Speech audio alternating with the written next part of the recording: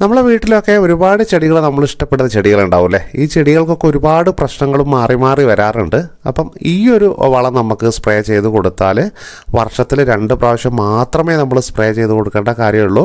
ഇലകൾ കൃത്യമായ അകലത്തിൽ വരിക, ബേബി പ്ലാന്റുകൾ കൃത്യമായ സമയങ്ങളിൽ വരിക, അതേപോലെ തന്നെ നന്നായിട്ട് വളരുക, നന്നായിട്ട് പച്ചപ്പോട് കൂടിയിട്ട് ഇലകൾ നിൽക്കുക.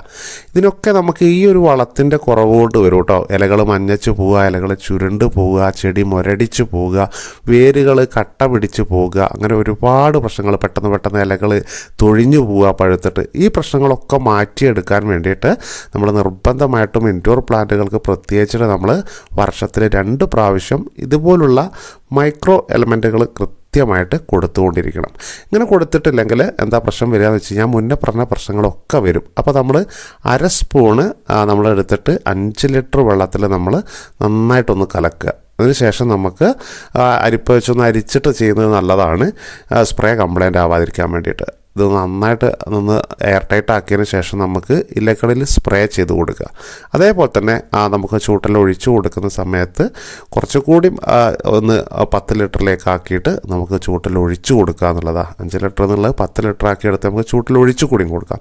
ഇങ്ങനെ ചെയ്താൽ നല്ല രീതിയിൽ നമുക്ക് പ്ലാന്റിന് മാറ്റം കിട്ടും.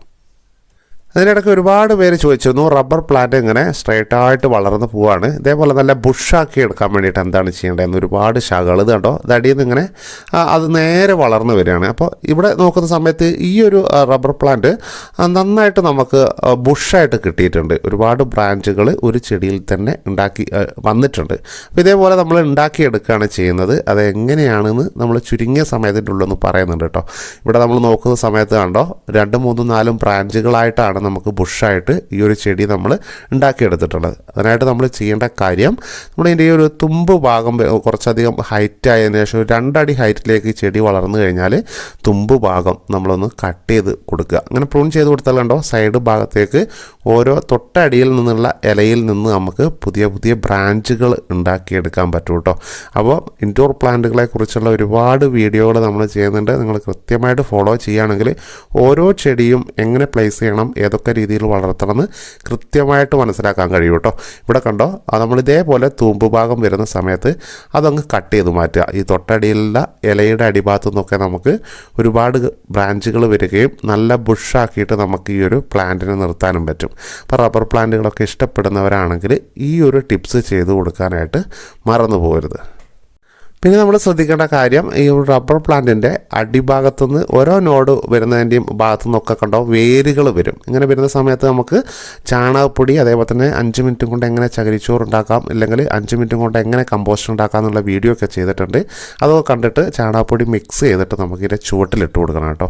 അപ്പോൾ നമുക്ക് കണ്ടോ, ഇവിടെ ചെടിക്ക് ഒരേപോലെ നമുക്ക് നല്ല രീതിയിൽ ഓരോ ചെടിയുടെയും നോഡിൻ്റെ അകൽച്ചയും അതേപോലെ തന്നെ ഇലയുടെ വലുപ്പമൊക്കെ കൃത്യമായിട്ട് നമുക്ക് ഉണ്ടാവും. ആ പ്ലാന്റിന് ഇത്രയാണ് എന്നുള്ളതുണ്ട്. ആ രീതിയിൽ വളർച്ച നമുക്ക് കൊണ്ടുവരാൻ വേണ്ടിയിട്ടും പെട്ടെന്ന് നമുക്ക് ചെടി വളർന്നു വരാൻ വേണ്ടിയിട്ട് ഈ പറഞ്ഞ പോലെ മൈക്രോ ന്യൂട്രിയൻസ് നമ്മൾ കൃത്യമായിട്ട് കൊടുക്കണം. അപ്പോൾ അതെങ്ങനെയാണ്, ഏതൊക്കെയാണ് കൊടുക്കേണ്ടതെന്ന് ഇനി നമുക്ക് അങ്ങോട്ട് നോക്കാം, ഏതൊക്കെ രീതിയിലാണ് കൊടുക്കേണ്ടതെന്ന് കേട്ടോ.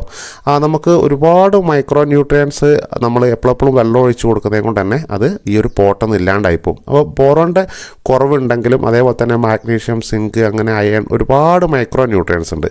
ബോറോൺ നമ്മൾ കൊടുക്കുന്നത് എങ്ങനെയാണെന്ന് നോക്കുന്നത്, നമ്മൾ 1/2 സ്പൂണ് 5 ലിറ്റർ വെള്ളത്തിലാണ് കേട്ടോ. കലക്കിയിട്ട് മാത്രമാണ്, നമ്മൾ ഒരിക്കലും അത് ചൂട്ടിൽ ഇട്ട് കൊടുക്കാൻ പാടില്ല. ഫെർട്ടിലൈസറായിട്ട് നമ്മൾ അടിച്ചു കൊടുക്കാം. അപ്പോൾ നമ്മൾക്ക് ഇതേപോലെ ഒരു സ്പ്രേ ബോട്ടിൽ നമുക്ക് ഇത് ഫില്ല് ചെയ്യുന്നു. അതിനുശേഷം നമുക്ക് ഇലയിലൊക്കെ നമുക്ക് അടിച്ചു കൊടുക്കാം. വർഷത്തിൽ 1 പ്രാവശ്യം മാത്രം ചെയ്താൽ മതി കേട്ടോ. അപ്പോൾ മറ്റ് മൈക്രോ ന്യൂട്രിയൻസും നമ്മൾ ഇതേപോലെ തന്നെ അടിച്ചു കൊടുക്കണം.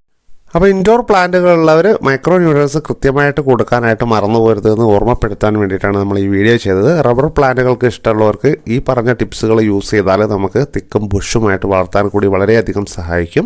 അപ്പോൾ ഇതേപോലെ യൂസ്ഫുൾ ആയിട്ടുള്ള വീഡിയോകൾ ഇനി വരുന്നതായിരിക്കും കേട്ടോ. അതുകൊണ്ട് തന്നെ വീഡിയോയ്ക്ക് ഒരു ലൈക്ക് തരാനും ചാനൽ സപ്പോർട്ട് ചെയ്യാനായിട്ട് സബ്സ്ക്രൈബ് ചെയ്തൊന്ന് ഉറപ്പുവരുത്താനും മറന്നുപോയില്ല എന്ന പ്രതീക്ഷയോട് കൂടിയിട്ട് ഇന്നത്തെ കണ്ടൻറ്റ് ഇവിടെ നിർത്തുകയാണ്. നല്ലൊരു വീഡിയോ, നല്ല കണ്ടൻറ്റുമായിട്ട് അടുത്ത വീഡിയോ കാണാം കേട്ടോ.